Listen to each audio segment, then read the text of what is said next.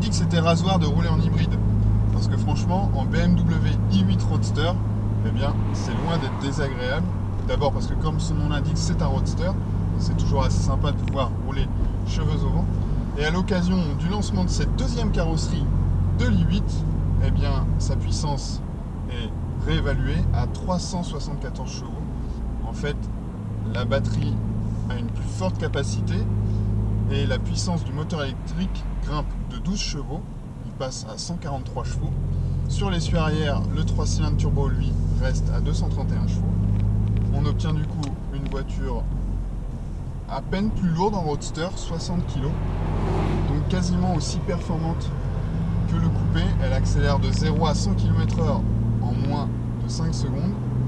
Et puis l'intérêt d'une hybride rechargeable, c'est qu'en plus des performances, de la sonorité aussi, du 3 cylindres, qui est vraiment assez sympathique, eh bien, c'est de pouvoir engager un mode 100% électrique, en ville par exemple, ou même sur voie rapide, puisqu'il est possible de rouler jusqu'à 120 km/h sans consommer une goutte d'essence.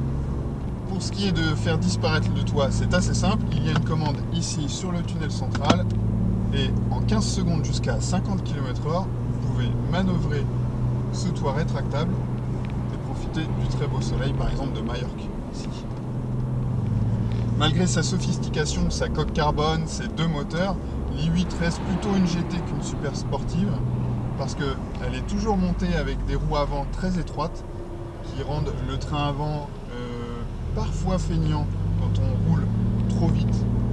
Quand on force l'allure, le train avant a tendance à rendre les arbres en premier. Et puis mieux vaut profiter de sa polyvalence, de son confort très très correct, et puis de la sonorité du moteur quand il est en route. Pas besoin de rouler très vite d'ailleurs pour avoir des sensations parce qu'on est assis au ras du bitume et que la baie de pare-brise est assez large, donc on prend bien la route en pleine figure, les virages aussi. Franchement, c'est assez attachant comme voiture. La concurrence, en fait, cette i8 Roadster n'en a pas vraiment. On peut penser éventuellement dans le genre coupé sophistiqué, grand tourisme, à la Lexus LC500. Mais franchement, cette voiture offre des sensations assez uniques et technologiquement aussi, il n'y en a pas beaucoup qui sont aussi pointues.